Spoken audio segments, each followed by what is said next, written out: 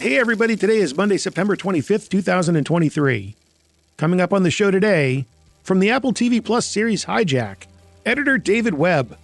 There's a bit of a to and fro with this notion of real time. Maybe there always is with these kind of shows, where George, the show creator, was initially adamant that it's a 60-minute show, it's 60 minutes real time, so therefore it's 60 minutes of screen time. But it suddenly became apparent that that wasn't going to necessarily work for every episode. And editor Rob Frost. You know, when we were talking about this, we were thinking about 24. I loved 24 growing up. But even then, that was like 45 minutes. They had ad breaks, and the characters could move during the ad breaks to get to a different location and stuff. And we didn't have that. Yes, all that and more on this edition of The Rough Cut.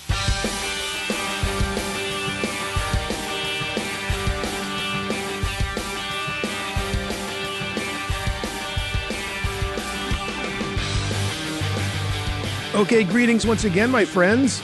Welcome to The Rough Cut. We're going to get right down to business because I have a flight to catch. Speaking of, have you seen the Apple TV Plus series Hijack? It stars Idris Elba as Sam Nelson, who is just one of over 200 passengers on an ill-fated flight from Dubai to London. The reason Sam is on this flight is he's heading back home to try and repair his relationship with his estranged wife. Maybe she's actually his ex, I don't know. What is of greater importance is that the flight gets hijacked, which is probably why they called the show Hijack. When you hear the name Idris Elba and a title like Hijack, you probably think he's going to be throwing fists and getting into some heavy action. Not quite. A little bit, but mostly Sam fights with his wits. He is a corporate negotiator by trade and spends the duration of the flight using his skills to build trust with the hijackers so that he can ultimately foil their plans and save the lives of everyone on board. Really tense, exciting stuff, and it unfolds in real time, sort of. You remember that Fox series, 24? The one with Kiefer Sutherland? It's kind of like that. The flight from Dubai to London takes about 7 hours, so there are roughly 7 one-hour episodes that make up the series. Here today to tell us all about that series are editors David Webb and Rob Frost. David's been on The Rough Cut before, about 2 years ago, I think, to talk about his work on the show Sex Education, a show that, not so coincidentally, Robert Frost worked on as a first assistant. Apparently, he did a good job because David thought enough of him to move him up to full-time editor for their next 2 projects, including Hijack. And we will talk all about that moving up from assistant to editor. We'll talk all about Hijack. We'll even talk about Honey Chicken, whatever that is. But before we meet David and Rob, we got to send some love to our sponsor, Extreme Music. Since 1997, they've given filmmakers, TV makers, and other artists like you the very best in production audio. Music created by multi-award-winning musicians and composers. Great tracks from big names you know and a few you don't, but they are all super talented in the art of music making. All you got to do is go to their website, sign up for a free account, and then do a little musical keyword magic using their incredible search engine. They will give you back the tracks you're looking for in all kinds of shapes and sizes, right down to the stems, which means you can do things like go with vocals or no vocals, glockenspiel or no glockenspiel. You get the idea. It's fun, it's easy, and you can do it all right there online, or one of their reps can personally lend a hand from one of their many, many worldwide offices.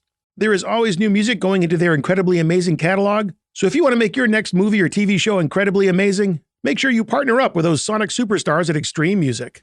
All right, let's get those seat backs up and tray tables locked into position. We are about to take off with Hijack editors David Webb and Rob Frost.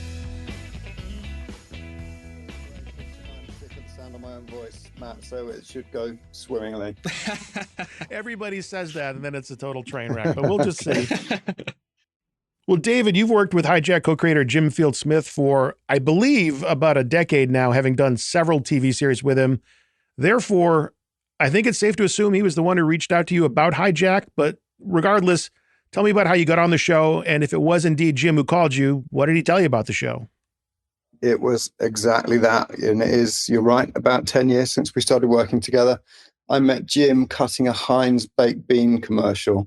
And I don't know why that's funny, but that's in my other life, kind of cutting commercials, and we just got along, kind of were simpatico in our tastes, and I think I've cut everything that he's done in the UK since then. So yeah, I've heard of various projects that may or may not have happened over the years, and this one was one which actually made it onto the screen. So yeah, he reached out to me, and we'd just done this thing for ITV called LITVINENKO, which was Rob's first gig as an editor.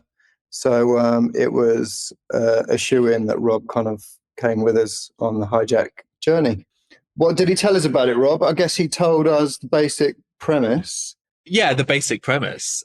I knew that you were going onto it. I was on LITVINENKO, but I genuinely didn't think that it would be something that would come my way. Just because the way he was talking about it, it sounded so huge.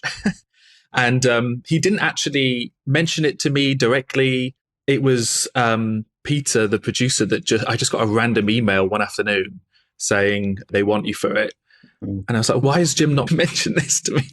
So yeah, I asked him what it was about, and he gave us the whole kind of, 7 hours real time, 7 1-hour episodes on a plane, Idris Elba, but it's kind of not what you think. He's playing like a thinking man. He's not going to be running around with a gun all the time. Not all the time. Not all the time. So it sounded great. Rob, you've worked with Jim Field-Smith before, but more to the point, you and David have had a working relationship for some time. Primarily as his first. Yeah. And as you've both pointed out, in the previous project, LITVINENKO, you moved up to full-time editing duties. Yeah. Yep. That's kind of the $64,000 question, or whatever that translates to in pounds. That's the question every assistant wants to know. I was like, all right, how do I get my big break? What is the path to moving up? How did it happen for you and David? I mean, I'd been a second assistant on all sorts of other shows. And I think what's nice about being a second is you jump around a bit more and you get to meet a lot of different people. But when I got the opportunity to work on Sex Education, I think we got on so well that I just ended up working with you on everything else that you did, Dave. And I think really that everyone that I talked to has a different story. But for me, I think it was the fact that we had similar sensibilities. And Dave, you'd kind of involved me kind of more and more with each project, right? On what you were doing and how you were doing it. Yeah. Do you know what? It's a really hard thing to describe how the step up happens. And it's a kind of combination of multiple factors. But what are those multiple factors? The fact that Rob always goes the extra mile on everything, and he's very personable and always got involved with the directors on every project that we've ever worked with. So they felt at ease and confident in his abilities was hugely beneficial. But there is also a point at which you've got no credits and someone has to just take a punt. Yeah. And I guess it was good fortune in that the project that Jim was doing was for ITV LITVINENKO, which is a smaller network, smaller budgets. I say smaller network, it's ITV, it's one of our national networks. They don't have Netflix money. Yes, it was a relatively small budget. So yeah, if I'm honest, the conversation went like this: should we get Rob to do it? And the answer was yes. And then it was the caveat that if it all goes to shit, then I'll step in and cut more episodes. Yeah, because we were on Sex Ed season 3, and I kind of knew that you were going to be doing LITVINENKO, and I was going to assist, and you were going to cut all 4 episodes, and then the schedule, I think, shortened a bit, and that became less doable. Yeah. I was literally like busy doing a turnover, kind of, just in my own head. You came into the back of the room, sat down and said, you should cut on LITVINENKO. You called Jim. I couldn't hear what he was saying. And then you hung up, and then it was like, yeah, it's going to happen. And originally I was going to do 1 episode, and then that turned into 2 when it got even busier. Yeah, but I mean, that's the amazing thing. You have that confidence, but until you're given the opportunity, no one on either side of that equation really knows that it's going to work out. No. But with Rob, it absolutely did work out how you'd imagine. So much so that I was more than happy to give up another episode for Rob to do so that we could do the best job of it, really. You, Jim, and Rob, David, have worked together for some time. Yeah. Jim directed most of the episodes, except for 2. They were directed by Ali. Yeah. And those episodes were cut by another editor, Natasha Wilkinson. Mm-hmm. Is that really just a function of you guys already have this working relationship, so you're going to stick together? Or was there anything else at play in terms of who was assigned to cut which episodes with which director? You know what? The most sensible thing that we always talk about before we undertake these projects is you should do one of the other editors with them, with the second block director or third block director, so that stylistically things are the same. As it turns out, it never works out that way because of shooting schedules. Because once you're cutting an episode, you're usually doing the fine cut of block 1 as they're shooting block 2. So it becomes impossible to assemble and fine cut at the same time. So it's always our intention to have that continuity, but it never quite seems to work out as we want it to. So it was tough for Mo and Natasha, who'd never worked together and have never worked with Jim, who's essentially show running it because he's the show creator with George, the writer. So it's a tough gig for them because Mo's trying to work within a framework, and Natasha's trying to put her own spin on a show which needs to be stylistically consistent. Yeah. But then also, like, by the time they were in the fine cut, Jim was back shooting the final 2 episodes with us, and then we were really busy assembling those. So it was like quite difficult for them to kind of get his notes and his eye on things. I think there's a weird thing in the UK, right, where we've always had smaller budgets than kind of our US counterparts. But as the streamers have invested more and more and the scale of the shows has become bigger, that kind of notion of US showrunner style becomes more needed for consistency, because it's hard to maintain style over, an 8 or 10, 12 episode season if there isn't a common creative thread, basically. I wanted to return to something that, Rob, you mentioned when we were discussing, okay, so what did Jim say to you about the show? The real-time component of it. I think that's sort of the headline for a lot of the articles I've read about the show. It takes place on a 7-hour flight from Dubai to London, and the series plays out over the course of that same 7 hours. Yeah. Did that change your way of working at all? Did it hinder you in any way, knowing that you had to make sure this fit in that format? Yes. I mean, the scripts were really good and really tight and well written, and a lot of the kind of intercutting was there in the scripts.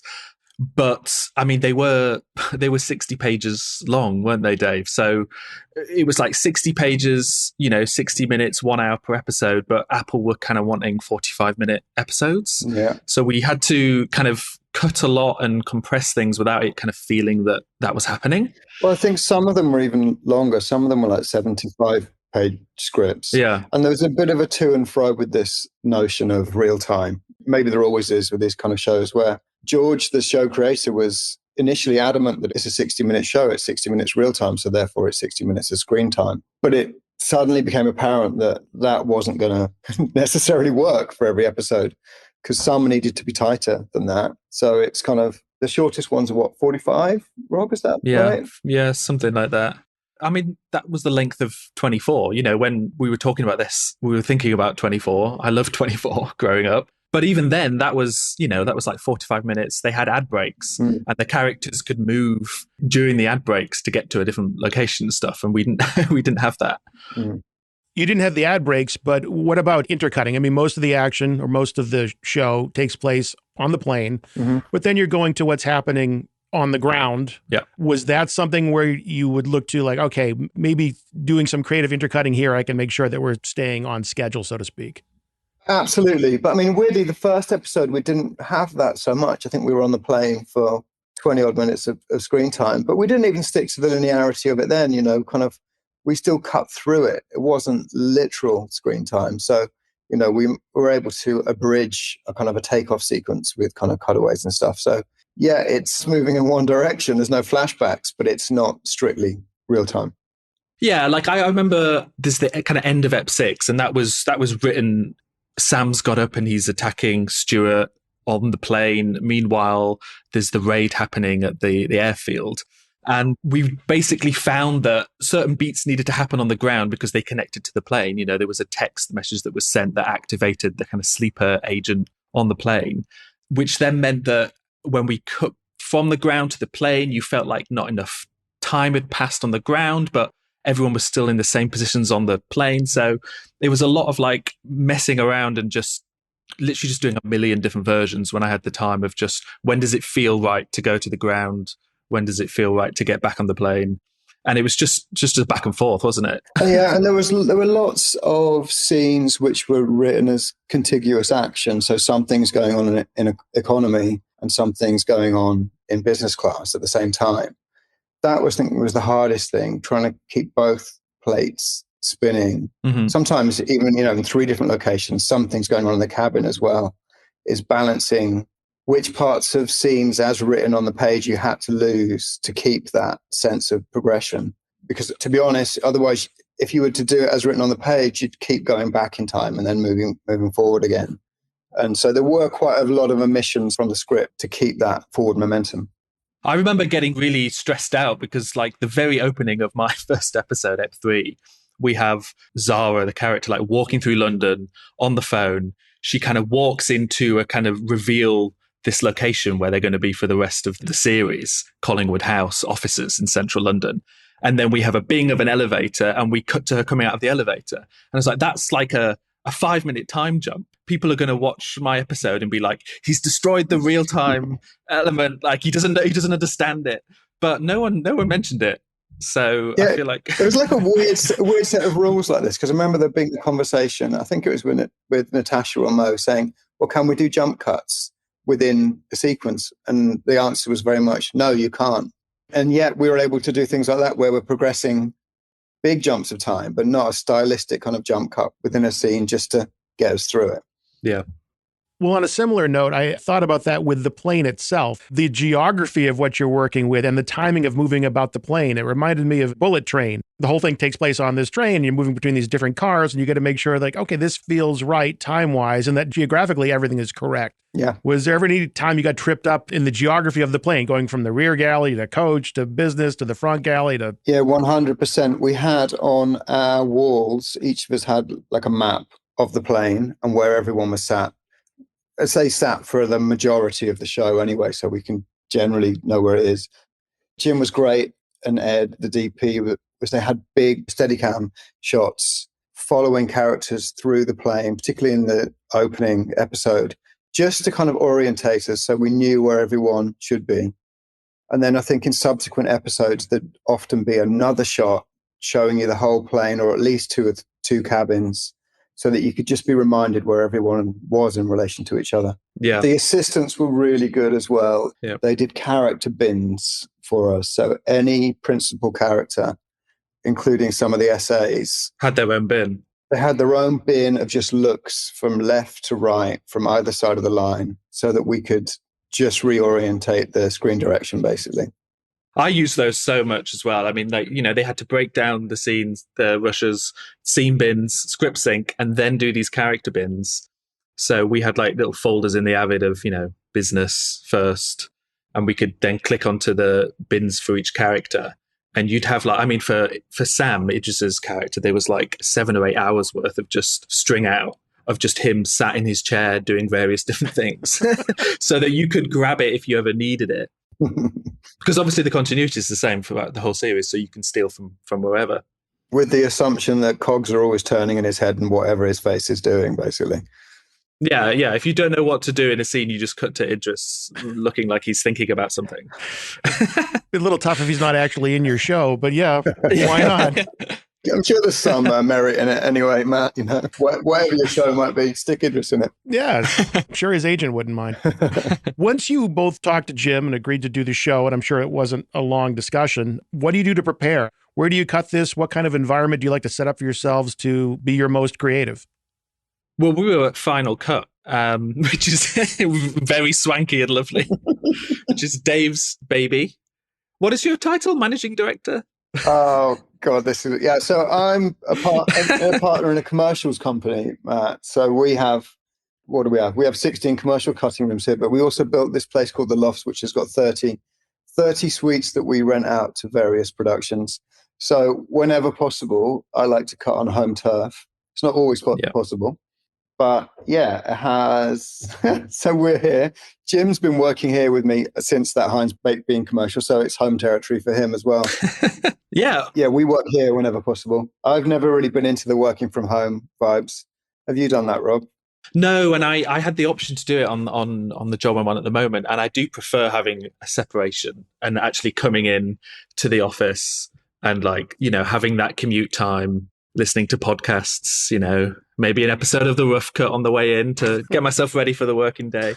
You know, I'm a big believer in the best way to bring people up and for people's careers to advance in our industry is by being around other editors and being part of a team. Yeah. And learning from other people, whether you're actively learning or it's just by osmosis. I think it's essential to be in the cutting room and work as a team, especially on something when you're sharing so many assets. So, like I said, those scene bins, also sharing soundscapes, you know, every cabin had its own soundscape, and Rob and I worked on those together to kind of get those working in the offline.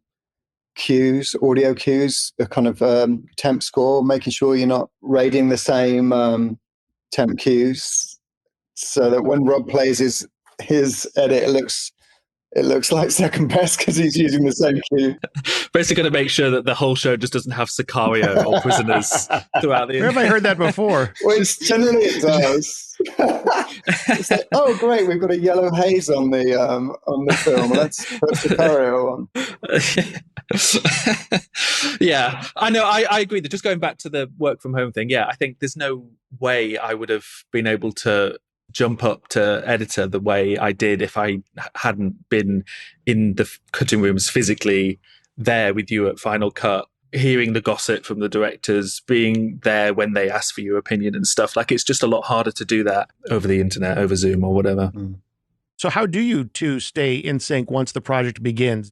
We constantly go in and out each other's suite and say, have you got anything cool to show me? Yeah. Or you know what editors like? They're terrible moaners. So if you're moaning about something, if you've got a scene through which, for whatever reason, doesn't seem to be firing on all cylinders, you kind of say, oh God, look what I've got today to deal with. And then you find a way through it. You talk your way through it. Yeah. We have that ease of communication in that I'm happy for Rob to tell me something is shit.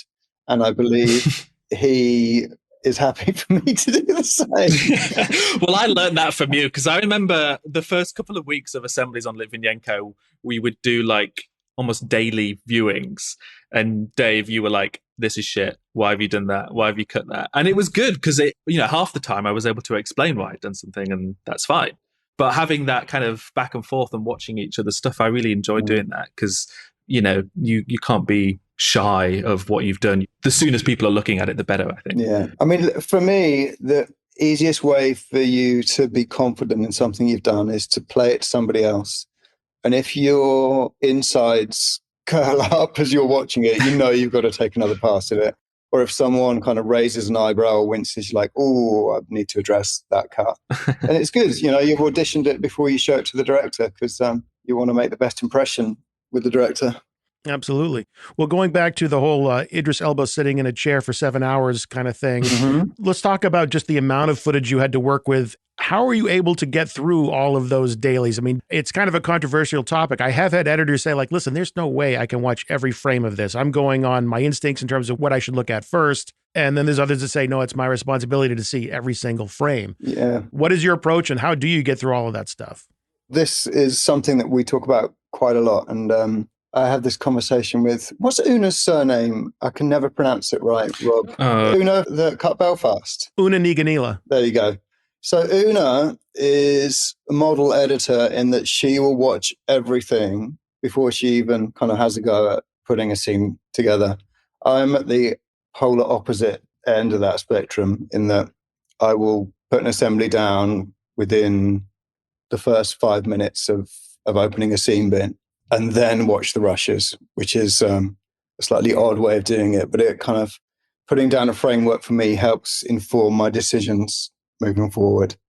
Did we get through everything every single day? We had a damn good go at it, but sometimes we were getting 4 odd hours, weren't we? On a regular basis. It was a lot. I think I watch everything, but I watch it in quad split or whatever. I'm not going to watch like the different cameras separately. So you can get through it fairly quickly that way, I guess. Yeah. I do the opposite. I can't watch things in a quad split or a two-way. Oh, really? I watch individual sides of a 2-camera or 3-camera. Wow. How many cameras were you getting? At least 2. Yeah. Somehow they got 2 cameras into that space. Yeah, always 2. You would always get A cam doing main coverage and then B cam doing something cool or doing kind of, profiles or kind of cutaways of weird people kind of looking around corners of chairs and things like that. But there were days when we'd have up to 4 because we'd have security camera feeds from various different, kind of perspectives inside the cockpit and the cameras feeding those. So some days were really heavy. Let's talk about the first episode, always one of the most important because you're setting the stage for the entire series. And if you don't hook the audience in that first 10, 15 minutes, you're not going to get them. David, you had that challenge. I did. There are some really interesting things about a flight that sort of naturally suit kicking off an episode, and that you have the captain's announcement explaining it's going to be a 6:45 flight to London. And you sort of set the context there Tell me about just getting that show going properly in that first 10, 15 minutes. Yeah, I mean, it was a great exposition device, that kind of voiceover from the captain to kind of introduce some key elements. But it was something that we were quite excited to do because we quite like working within this soundscape, is getting an authentic feel of boarding a plane. That sounds really simplistic, but, down to all of the noises and kind of sounds of different cabins. There were some scene cuts before we even got on the plane. There was a much longer scene of... what's the character's name, Rob, who my memory is shot to pieces by virtue of being a lot older than Rob. What's the character that smuggles the guns onto the... Oh, now you're making me blank. Anyway, there was like whole scenes of kind of getting him through, and we ended up just abridging everything and thinking, well, hopefully, if the audience look back, they'll be able to understand what may or may not have happened here. And it's kind of, rather than flagging it up front, just kind of bring that out later on. Anyway, sorry, I completely digressed. Getting onto the flight. Yeah, I mean, what George is really good at, George the writer, is writing these kind of humdrum, kind of everyday life character beats, which are a really nice counterpoint in something which is, an action thriller. I say action in parentheses. Families are squabbling about screen time or kind of just small incidental pieces like that. And the argument with the lemon water girl about where your cabin luggage is going to go. It's quite an odd sensibility that, we were talking about it, how are people going to receive this weird British thing about people squabbling about mundanities when their plane's about to get hijacked. They followed that all the way through right to the last episode where the trunkie was still a character beat within the show. It got its own arc. Yeah. It's actually really crucial the way you guys, it's almost a sense memory thing for the audience. And that a key part of this is if you've ever been on a plane before, you instantly felt like you were on that plane. Yeah. And it really helps with the tension later on in an environment where there isn't a lot of action. The tension really comes from that claustrophobic feeling of being a part of it, which I thought you guys nailed. So that's great. Nice. No question, just a compliment. Yeah, I mean, we were really excited about all the sound stuff, weren't we? I mean, Dave, you're kind of obsessed with sound. Every flight I went on, because I knew this was happening for at least 12 months prior to that show, I'd be recording the whole flight, basically, to kind of get sound beds just to use, to bed in there. It's just exciting, especially when the whole thing is on the plane. Like, I remember getting really excited about, now I've got a shot in the bathroom, so I can add like a slightly different fluorescent hum to it, and just cutting between those different environments when you get the sound working as well. It's very satisfying. Yeah, it's really nice to work with someone else that is also so engaged by that as well, because it gets you there a lot quicker. If someone else has done an amazing environment for the toilet, you're happy to nick it rather than spend an hour building it yourself. I have no follow-up for that. Rather, I'll ask you about another choice you made in that first episode. Again, context setting. Sam, Idris Elba, is on his phone texting his ex-wife or his wife that he separated from. I'm not exactly sure if she's his ex. Let's go with separated because we're not sure either. Okay, good. And so he's having this text exchange with her, but you cut to that very quickly. You don't really give the audience time to clock everything that they're saying in that first shot of it. And then you do go back to it, like a minute later, you go back and he continues the conversation with her and you have a little more time to see what they're writing to one another. Why that choice? Some of it was because when we started cutting it, we only had 3 or 4 scripts in existence, so we weren't quite sure where these character beats were going to go. Some of it may have been that text changed a few times over the duration of the show creation. It's also keeping the mystery around Sam, okay? So people expect Sam to be... Everyone has thought he's going to be, he's going to be an ex, I don't know, MI5 or, military or something, some superhuman capability, when he's just a guy, that's kind of miserable about being separated from his ex-wife. And it didn't used to cut to the ground that early, is that right? Because I remember you used to get the plane off the ground, they'd taken off, and then it was credits, and then it went to London. But it ended up being that he sent the message and you see her waking up, right? Like that. I remember that being a change. And Yeah, no, it was. And I can't for life of me remember why. I think it ended, the pre-credits used to end, I think, on, what was it? Don't get on that flight? No. God knows, Matt. Cut this whole bit. we've forgotten her. Yeah, don't get on that flight. That's what the message says. It's a good message. Let's take this very specific question I ask and up-level it to a more philosophical one, and that is doling out information to the audience. My feeling is always less, We did have this, let's say it's a discussion with the network of Apple about how much information is conveyed to the audience. My instinct is always, audiences are really smart nowadays. So I showed it to my 15-year-old as I was cutting it. And she got every kind of inference or kind of little nod that we might have done just through a gesture or a look, because there was quite a lot of dialogue that was kind of cut, which was more exposition. So she's my kind of litmus test for whether it was communicating. But she also said it was the most boring thing she'd ever seen. So it's kind of, she's not always the best judge of how things might go down. Good to know. We've discussed a few times now, it's not your usual action hero kind of thing. There are moments when there's physical action, but most of the energy of the series really comes from the tension that you create. Are there techniques or approaches that you are cognizant of while you're editing, or is it all instinct in terms of creating that tension? That's interesting, because I've been trying to think about this, and I think it might be instinct, because when you get kind of like an extended sequence, like in, I don't know, Ep 3, where there's a character like crawling around on the ground searching for a bullet, it's so much material, and you kind of don't know where to start.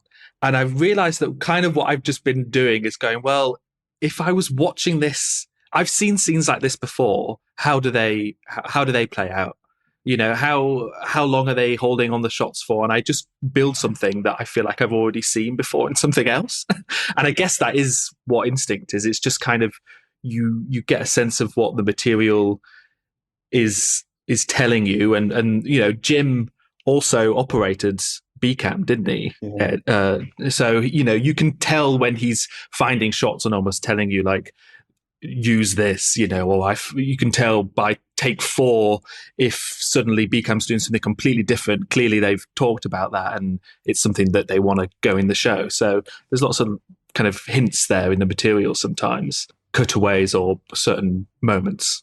Yeah, I have to say that I think the one thing you do need when you're building tension like this is as a release valve. So you can't do that thing where you endlessly build the tension. Yeah. What's that kind of musical thing where you've got an endlessly rising kind of note? The sheppertone or something like that. Yeah, the sheppertone. So you can't be like that. You have to have like moments of, what do we call it? A bit of visual sorbet where you just kind of, you put a pause on it and luckily we had other places to cut to. So we could cut off the plane and cut back to the ground. And I think having those breaks allows you to kind of, it's not quite the, let's go and make a cup of tea at this moment. It's just, release your breath and then build back up to the next kind of tension build. A tension palate cleanser. Yeah. A tension palate cleanser. It's a visual palate cleanser, exactly.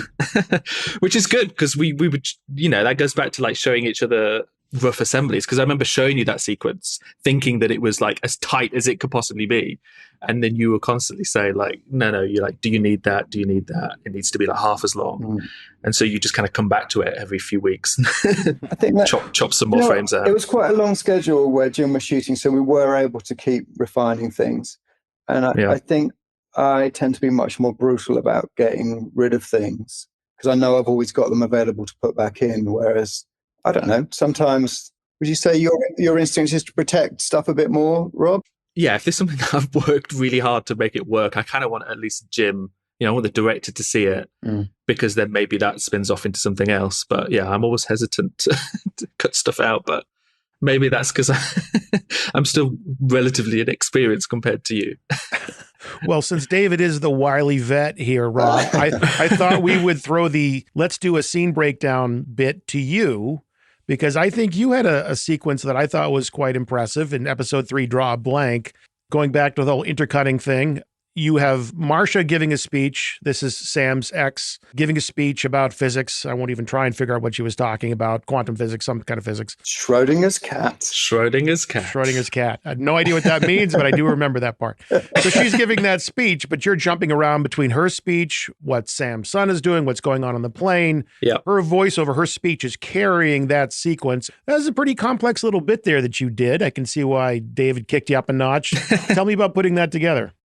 Yeah, that was a quite a fun sequence to do. I mean, again, we had a lot of time to tinker with it, but I think it was definitely always in the script that there were those parallels between what she was saying and, you know, what is happening on the plane. You know, at that point in the story, no one actually knows about the hijacking, so it's like what's going on in this plane versus, you know, what everyone thinks might be happening on the ground.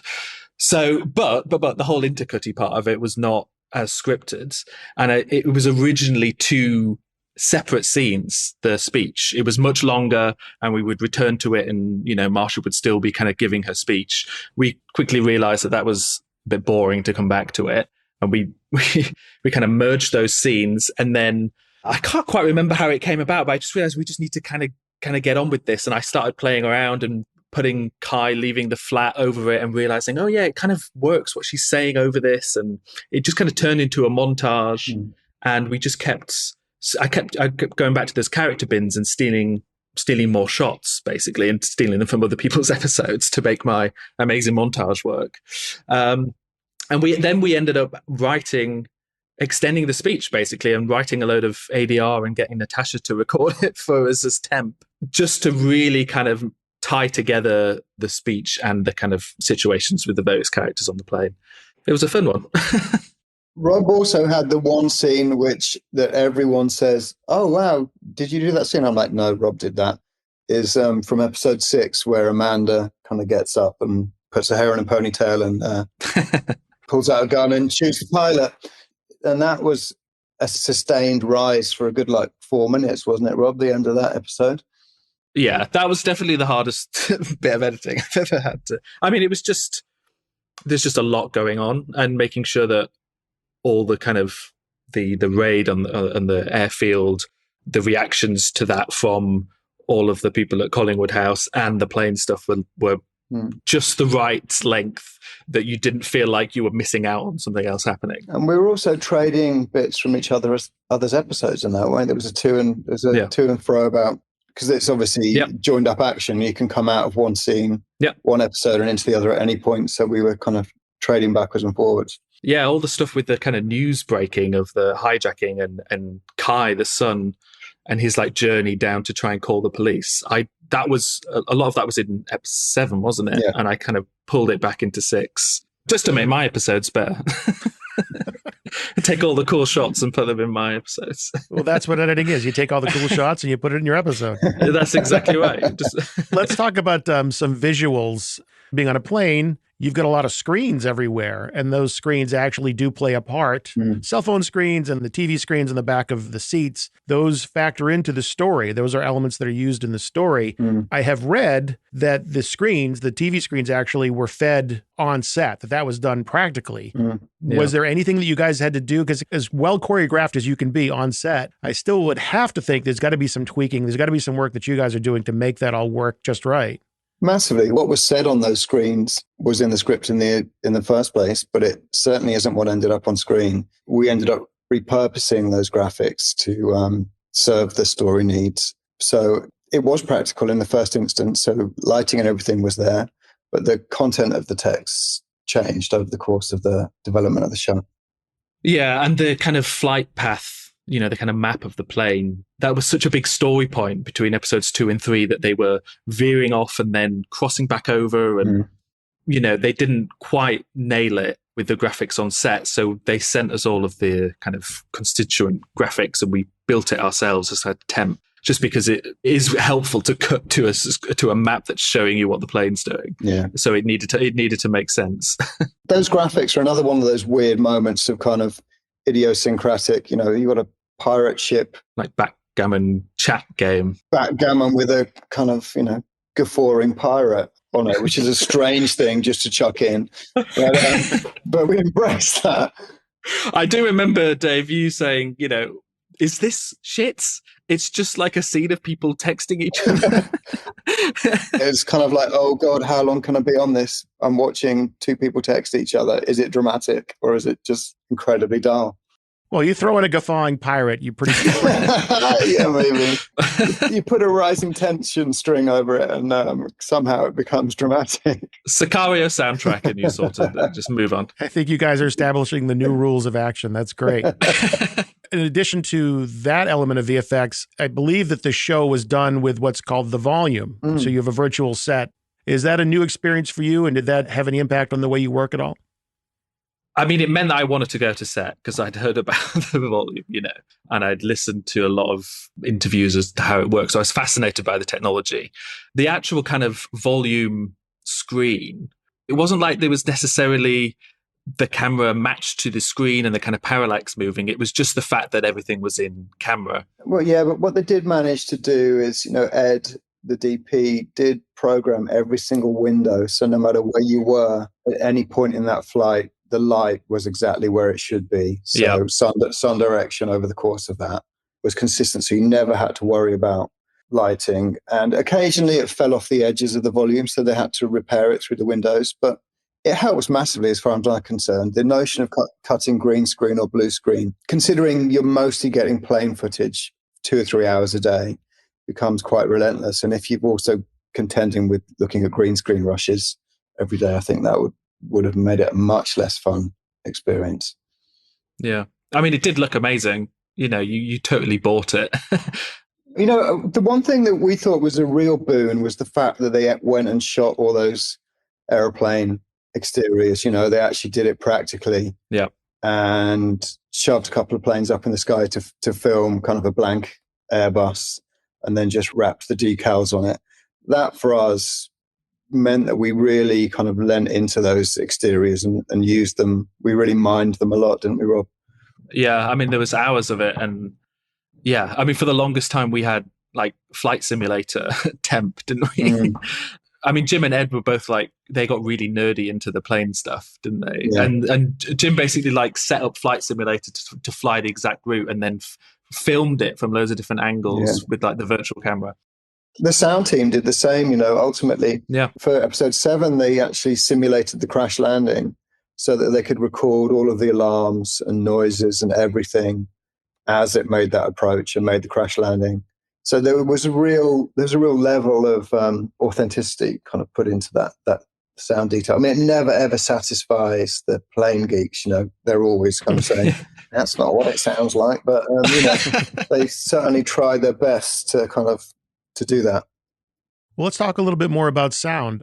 Needle drops. The first 2 episodes that you did, the prominent needle drop in the show, like I think Sam Cooke's Trouble Blues is in the first episode, and then When Will I See You Again is in the second. You have that needle drop in the show prominently, and then it comes back for the credits.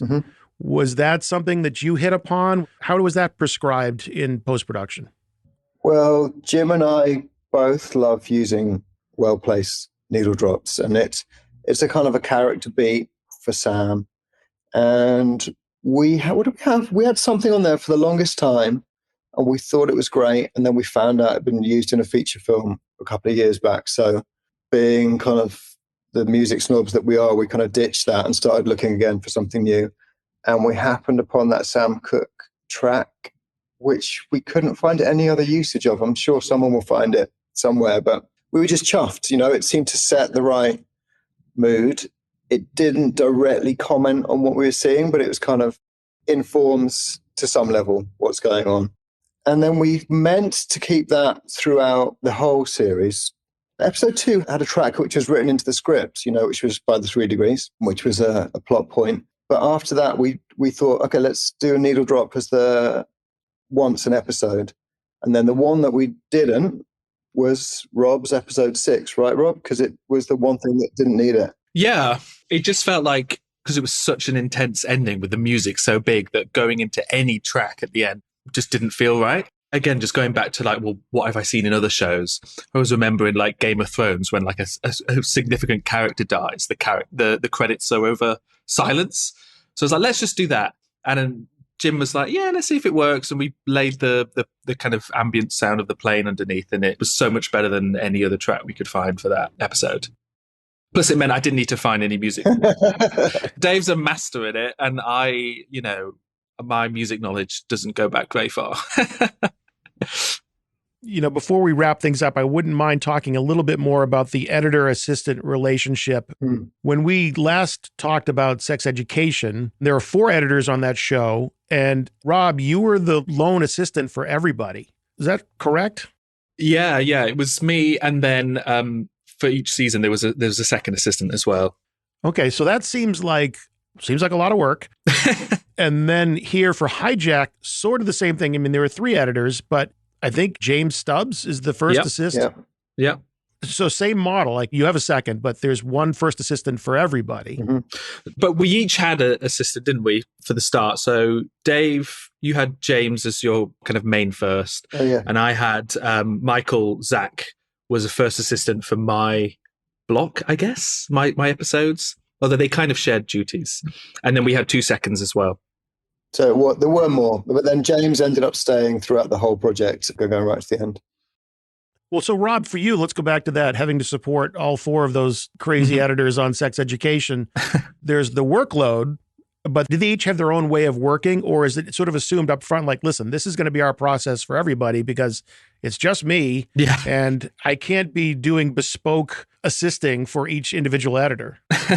I mean, I wasn't confident enough to say that on season 2. I just did whatever I was asked, because Dave, you used to have your audio set to centered, but Steve liked it alternating left-right, which meant that I had to remember to change that when I was exporting different, it was a minefield in season 2.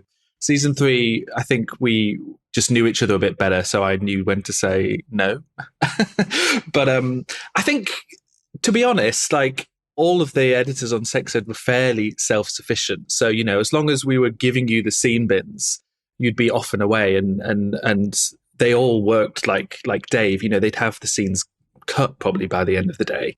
So I was doing a lot of temp sound and just making sure that I was still doing the fun stuff that I wanted to, get my foot in the door with. So anytime there was opportunity to assemble or do sound work, temp VFX, that's what I was prioritizing. And I think maybe sometimes that put me on the back foot with the post supervisor, Nat Silver, who's amazing and like a really good friend. But I do remember once saying to her that, I'm an assistant editor. I'm always going to do what the editors tell me first. I'm not going to, I'll get that export done by the end of the day. Don't worry. But I'm going to do this bit of editing first because I want to make sure that I impress, Dave, Steve, Izzy and Phil in the first hand. And hopefully that worked out. Just as a real quick follow on, do you find that David's process became your process, like the way he worked as an editor, being his assistant for as long as you were? It seems like that would obviously influence the way you cut and the way you set up your environment. Yeah, absolutely. I think I'd never thought about what my own approach would be. So I think I just naturally started to do what Dave does, which is, we don't, all the other editors that I'd ever assisted would have the frame view in their scene bins, but Dave, you have like a list view with shot descriptions, which seemed really bizarre to me, but that's how I work now, and I can't imagine doing it any other way. And your kind of approach to how you build a scene in the first instance, I just do the same thing. Well, that's probably a holdover from how he, when you start off editing Bean commercials, you're kind of prone to list view. But weirdly, it's the opposite in advertising. You'd end up making selects for hours before you even start work. But that's because you've got a week to do a 30-second commercial. So you've got to use the time somehow. But I think you learn from assistants as much as you learn from editors as well. It's everyone has a different way of interacting with Avid or whatever bit of kit you're using. And I think maybe there's someone out there that knows how to do everything to the best way, but I think whenever I work with other people, I always learn some new stuff and try and bring that into how you use the Avid. Yeah. Well, that short form work that you did earlier in your career, David, I mean, clearly there's the Heinz Beans commercial, which we've had a little fun with, but it pays the bills. Beans pay the bills. But you did a lot of music videos, and that's something that came up in a recent interview with another editor. It's not something you really hear about anymore because it's not the same world, working on music videos. It just doesn't. I mean, they still happen, and congratulations to Chancellor Haynes for winning a VMA for cutting Taylor Swift's Anti-Hero. We love Chancellor here on the podcast. But it doesn't seem like that same skill set is being employed anymore, that short form skill set before you get into features. It's a real shame. I think it's such a fertile training ground for people to get a sense of musicality and rhythm and be experimental rather than following rules, and it's just, there's not the proliferation of music videos that there were previously. And you don't really get, in the UK, you don't really get paid for doing them. It's a strange industry that asks an editor to work for 5 days for a couple of £100, but that's the music video industry. It used to be that you'd do that with the hope that at some point a decent paid gig would come around, but now there are no paid gigs in the music industry. So it's a difficult one for people to go down that road with.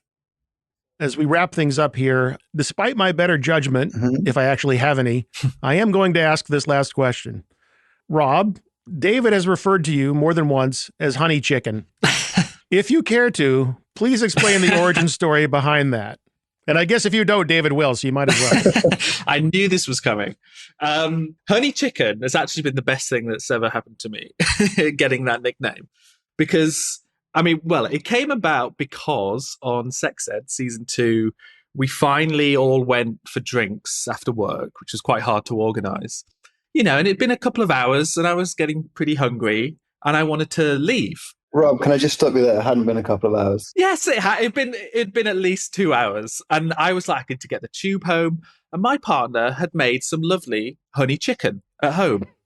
Okay, so I said, I'm just going to go. I've got honey chicken waiting for me. Which I don't know why you then decided to start calling me Honey Chicken, but that's what happened. And it stuck. And it's actually been really great because then people from Netflix started to hear about Honey Chicken.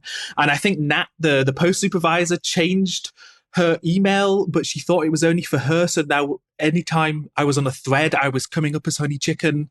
And it became a whole thing. I remember there was a Netflix call where I was like the first person on the call, and the person there was like, "Are you okay with us calling you Honey Chicken? Because we want to make sure that you're not being bullied in the workplace." I was like, "No, it's completely fine." And so it meant that at least people knew who I was. And I have to say, I've since done both the Netflix and the Apple respect and anti-bullying course, and passed with flying colours, but perhaps I wouldn't have done in a previous life. But I was at a Netflix mixer the other day, and I was chatting with with one of the directors at Netflix, one of the creative team, and I introduced them to Rob, and she said, Honey Chicken. And so, yes, his name is quite a good door opener now. I feel like I might just need to change IMDb, and that just is my kind of work name, my stage name. Well, fair is fair, Rob. Do you have a nickname for David? One that's at least mildly family friendly. No, I'm not. I'm not a nickname person. I don't know what your name would be, Dave. I'm sorry.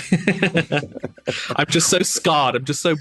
He's such a bully in the workplace. I just don't know. I couldn't really say anything without fear of being fired on the next one. I don't think it's not really like hazing. I do remember the next day coming in and saying, "Oh, Rob, is this all right if we call you Honey Chicken?" And he did say yes, but maybe that was just because he'd been bullied and he wasn't in a position to say much. No, not at all. Well, maybe next time we can work something out with Beans for David. Who knows? Yeah, Heinz. Let's call you Heinz. I don't know. The Adventures of Honey Chicken and Heinz sounds like a show to me. Get on that, BBC. The world needs more great TV. David Webb and Rob Frost already did their part by helping to make Hijack. Thank you to them for not only that, but for making the time to talk to us today. I had lots of fun chatting with them, and I look forward to having them back on the show again someday. Say someday you should check out the latest version of Avid Media Composer. Why? Well, it's got some really cool new features, starting with the AI-enhanced script sync and phrase find. What can AI do for you? I don't know. But for script sync, it can actually make the script for you. If you would like to see how that works, just head on over to avid.com where you can check out all the latest happenings with the legendary nonlinear editing system. Well, there you have it. We are wheels on the ground once again and taxiing to the gate. Please be nice to each other as you deplane. Maybe we can take another journey together to some exotic post-production destination. Hopefully soon. Until then, this is Matt Fury, thanking you for joining me right here on The Rough Cut.